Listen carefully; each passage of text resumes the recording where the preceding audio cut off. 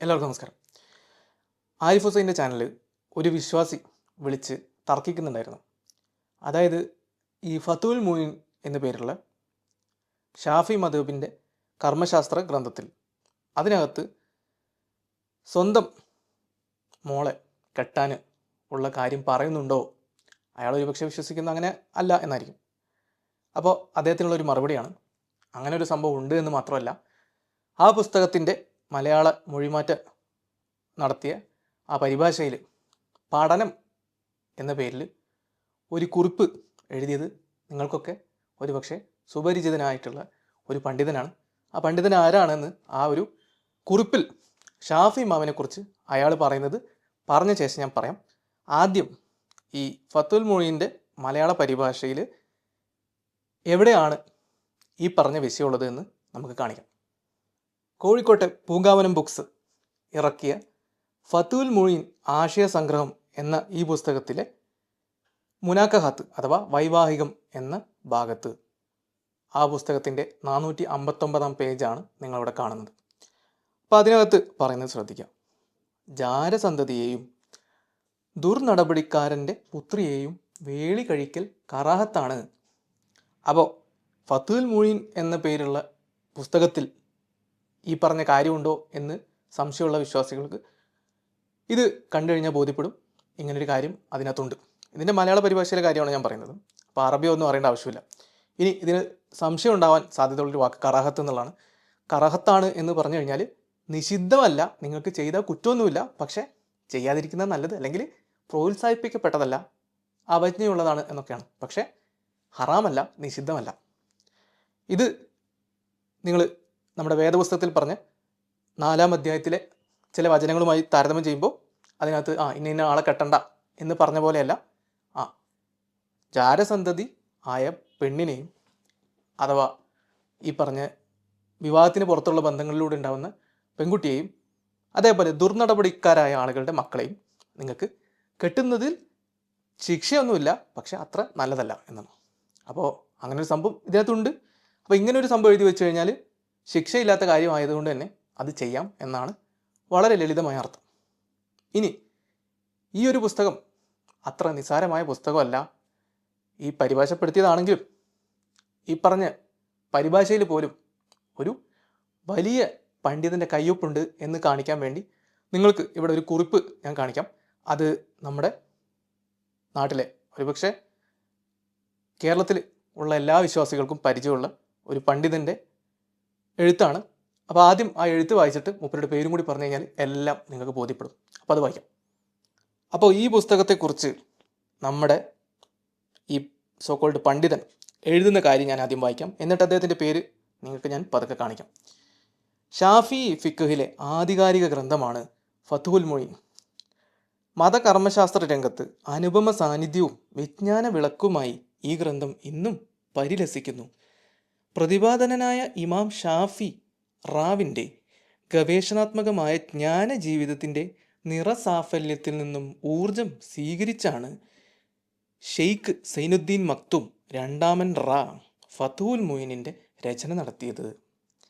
ഇതാരാണ് എഴുതിയത് എന്ന് നിങ്ങൾക്ക് കാണണമെങ്കിൽ ഇപ്പോൾ സ്ക്രീനിലേക്ക് നോക്കാം. കാന്തപുരം AP അബൂബക്കർ മുസ്ലിയാർ. ഈ ഒരു വിഷയത്തിൽ ഈയിടെ പ്രസിദ്ധനായ MM അക്ബർ കുറച്ച് അഭിപ്രായങ്ങൾ പറയണ്ടായി.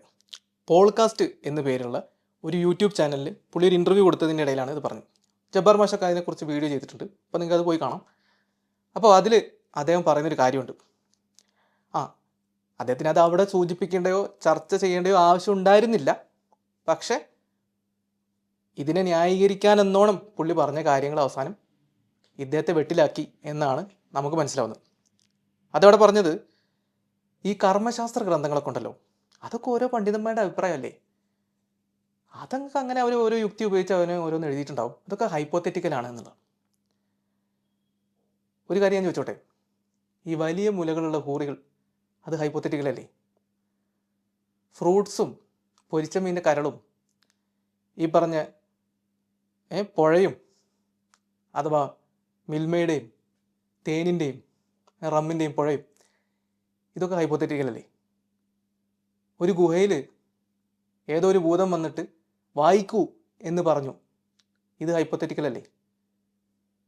ദൈവം ആകാശത്ത് നിന്ന് പുസ്തകം ഇറക്കി എന്ന് പറഞ്ഞ ഹൈപ്പോത്തറ്റിക്കൽ അല്ലേ?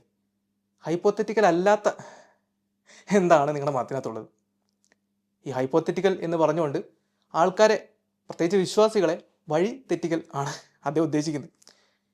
അപ്പോൾ ഓരോ പണ്ഡിതന്മാരിങ്ങനെ അവരുടെ ഓരോ യുക്തിക്കനുസരിച്ച്, ഓരോ അഭിപ്രായത്തിനനുസരിച്ച് ഓരോന്നങ്ങനെ എഴുതി വെക്കും. അതൊന്നും നമ്മൾ എടുക്കണ്ട.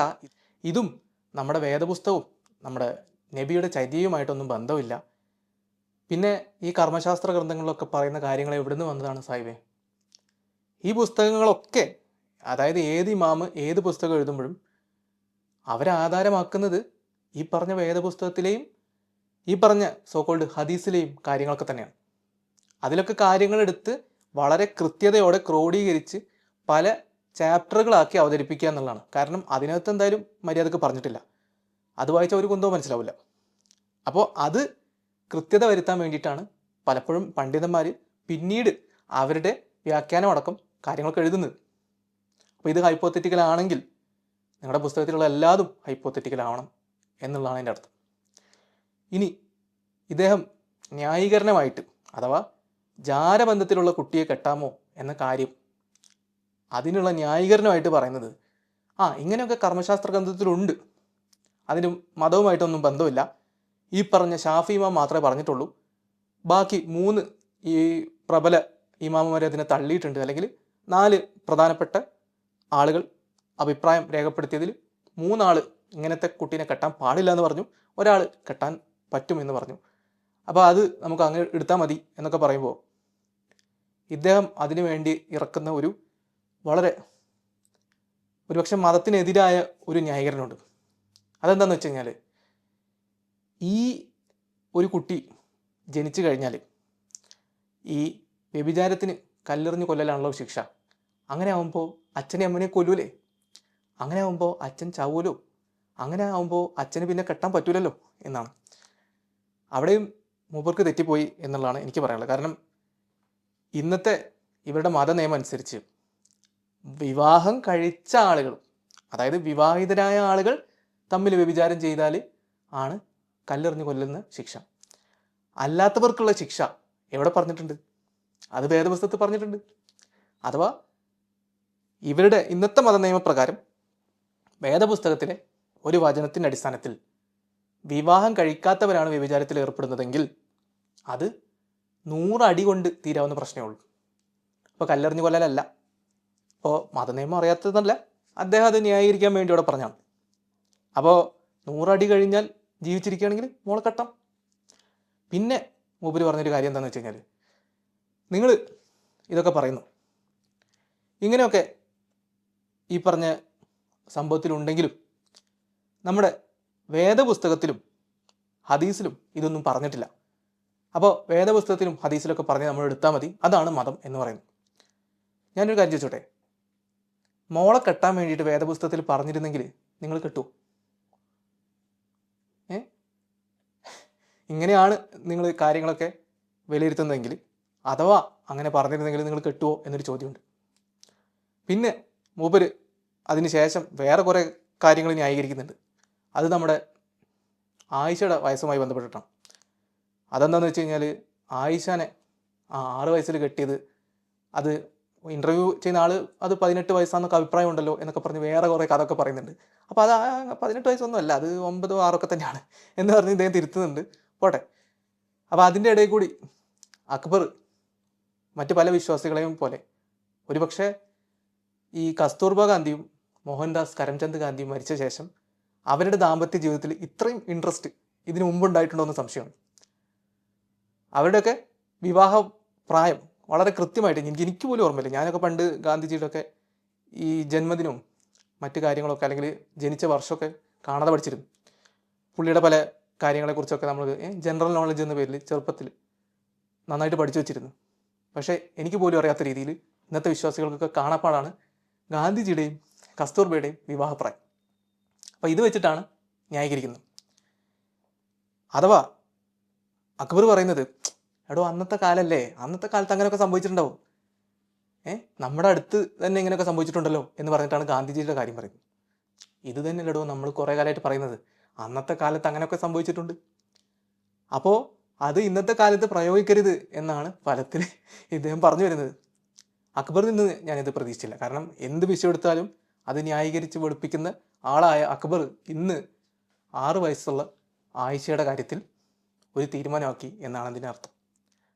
അപ്പോൾ ആരിഫ് നുണ പറഞ്ഞു എന്ന് പറഞ്ഞു നടക്കുന്ന വിശ്വാസികൾ ശ്രദ്ധിക്കുക. മതത്തിലുള്ളത് തന്നെയാണ്.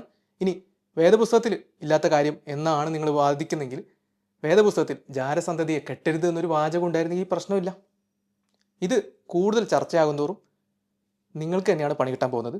കഴിയുന്നതും ഈ ചർച്ചയിൽ നിന്ന് മാറി നിന്ന് നിങ്ങളുടെ ബുദ്ധി തെളിയിക്കണമെന്ന് അഭ്യർത്ഥിക്കുന്നു. അപ്പോൾ ഇത്രയും നേരം എന്നെ കേട്ട എല്ലാവർക്കും നന്ദി. നമസ്കാരം.